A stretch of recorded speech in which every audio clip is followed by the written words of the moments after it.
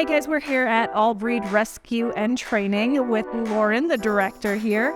Just want to give you guys a quick glimpse of what's going on here and show you what they do for the community. So,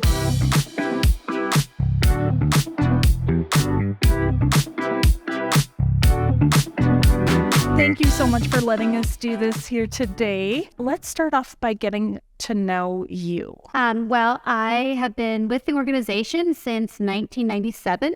I started as a volunteer. I wanted to foster dogs. I had come from the veterinary world and got a vet job here, wanted to foster dogs.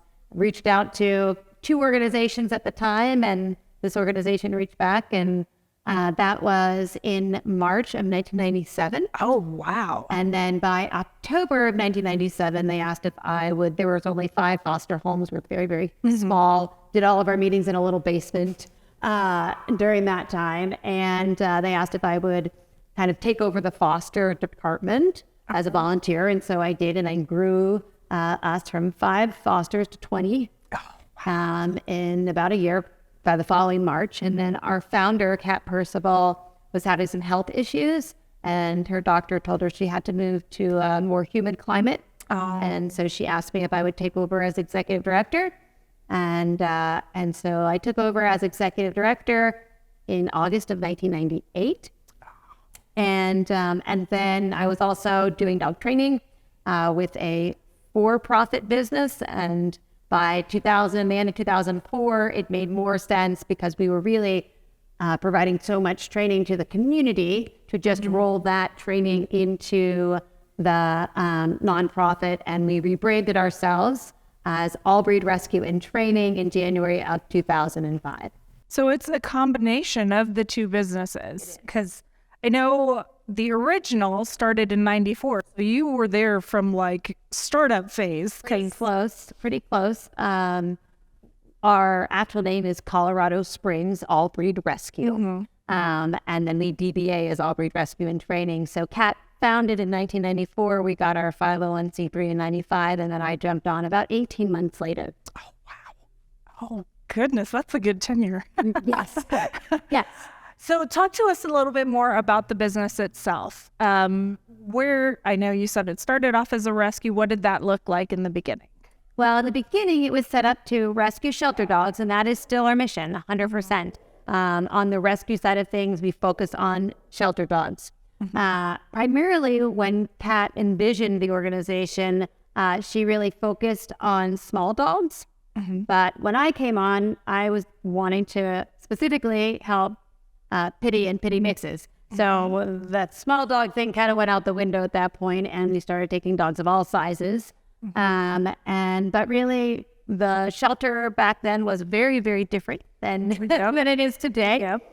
And so we were able to just really go down and rescue dogs that had no other options. And then what we started to see as the shelter kind of evolved was also the types of dogs that were in danger were dogs that were having behavior and training issues. Instead of it just being overpopulation, because we started doing a better job at spay neutering in the late 90s, early 2000s, but we were still getting a lot of intakes, and those dogs were dogs that were having challenges with behavior. So that's where we really started to ramp up our behavior and training services, and then again combine them. So my relationship with All Breed started off as a rescue. Of course, I have one of the pitty mutts that have come through the organization. Yes. But talk to us about some of the rescue requirements that you guys have, because that's one of my favorite parts of the business. Right. So our adoption process, I'll be very honest, isn't for everybody. Because the dogs that we rescue have minimally been born somewhere, right? And then given to somebody usually. And then relinquished to the shelter, and then placed in a foster home. Minimally, by the time that we are rehoming a dog, it is potentially their 5th home. And some of these guys are under a year old, and they've already been through 4 or 5 homes. So we are really picky about where they go, because we really want to make sure that the home that we place them in is their forever home. And so we do require of course, an online application, which is very common these days for rescues. 20 years ago, we were the only ones that were requiring that. But now it seems everybody's doing that, which is wonderful. And then once you get that application, we do a little phone interview, and then we do a meet and greet. So you can go to a pet store and just meet one of our dogs and walk out with it at an adoption event. Because our dogs are a little bit more challenged, we want to make sure that we really have a great fit. So we do an initial interview in person, spend 30 minutes, 45 minutes with the dog, get to really know the dog, talk to the foster, talk to the person or family where the dog has been living. So you really get a full picture of what it's like to exist with the dog, not just your best guess as you're looking at a dog in a kennel. And then at that point, what we do is if there are other dogs, then we also do an introduction. You know, it's not always perfect. Sometimes they'll do great in an introduction and then still, have their differences down the line. And sometimes they're a little stiff with each other in the introduction, but then after we've done a couple meetings, they loosen up. So it really could go either way. But we want to make sure there's no major red flags. Yeah, major red flags. We do that whether you have dogs, we do that whether you have cats. So if you have a cat, we'll bring the dog into the home and do an initial, just make sure there's no major red flags between the dog and the cat too. So once we've kind of done the introductions, everybody in the family has to be there for the introductions. If you have roommates, even if they're not going to be the one to, be the owner, those roommates still have to meet the dog. We're trying to set the dog up for success, right? So at that point, once we kind of have done all of that, then we're going to go out, we're going to do a full home and property check. We want to make sure that there's nothing poisonous, that there's, if you're getting a puppy, that you puppy-proof the house, that the yard has a secure fence. Yeah. If the dog requires that it has an appropriate fence. So we're going to check all those things out. Then, as long as that goes well, we have a 1 to 1.5 hour individual training with you before you even get your dog. So we sit down and say, these are the challenges that this particular dog has. This is the program you're going to be put in. These are things that I want you to set up in your home before that dog ever steps through. We are really trying to make these homes very, very successful. And then I would say at that point, we do what's called delivery. Okay. That usually happens here. So it's not like they show up at the foster and rip the dog out of the home and they've been in for 6 weeks, right? We do it on a neutral area. They leave with the dog, and then we have a 2-week trial period just to, again, make sure everything's going well. And then they'll start their required training. So every dog that we adopt must go through some kind of training, whether it is a basic obedience class or a puppy class, or if the dog is reacted to other dogs, a reacted dog program, or if it's shy, fearful with people, we work on the individual lessons. So whatever that dog needs, we then provide that continued training and also teach the humans how to navigate those challenges.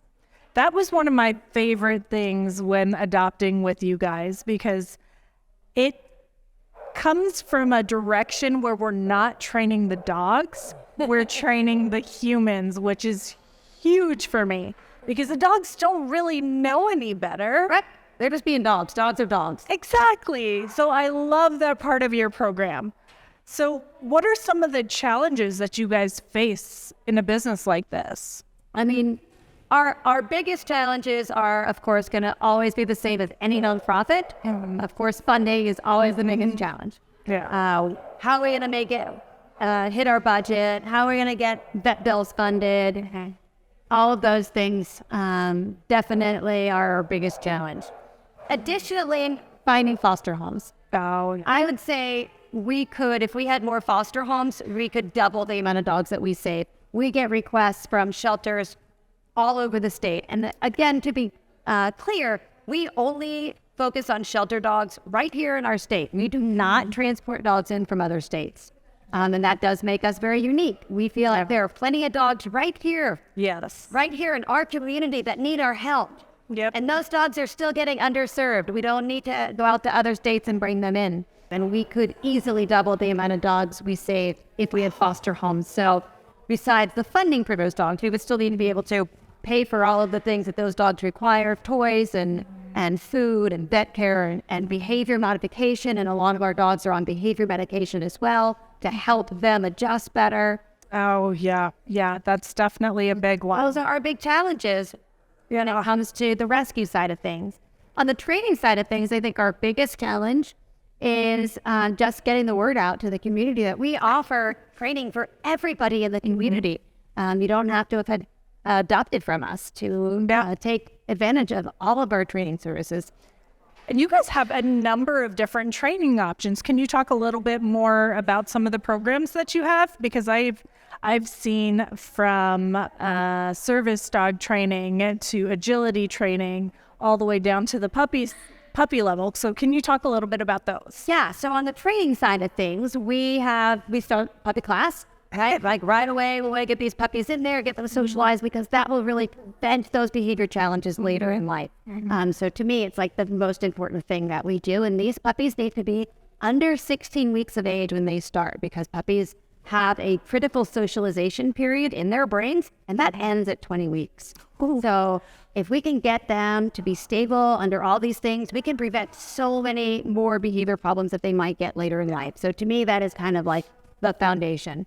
But then from there, we have just basic obedience, intermediate obedience, advanced obedience. And then we have Canine Good Citizen. We have a full therapy dog program, tricks classes. We have a play this Saturday. And all the main parts of the play, it's called The Kind of Truish Trial of the Big Bad Wolf and the Three Little Pigs. And the dogs play all the parts in the play. Oh my gosh, so cute. It is wonderful. And it is our graduation for our advanced tricks class. So the dogs play the parts, they do tricks, and it's amazing. Oh my gosh. And so we have those types of fun classes. We also have agility, doggo dancing. We have a full confirmation program for people who have show dogs. Just everything, rally, competition obedience, everything you can imagine on the training side.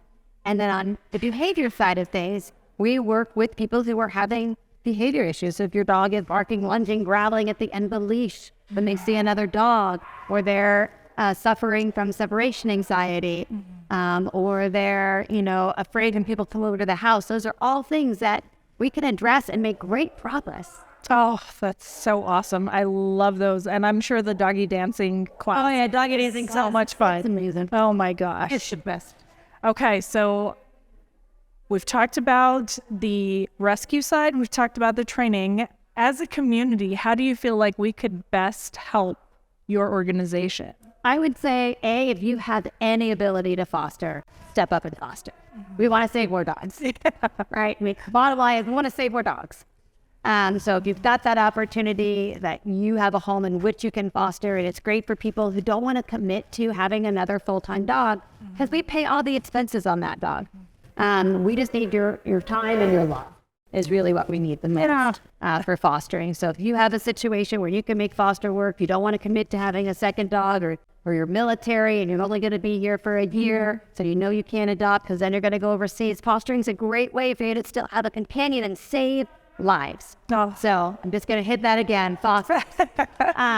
Other than fosters, attend our events, please. Attend our events. Get training for your dog. And if you have a puppy, get them into puppy class. It will reduce your problems later in life.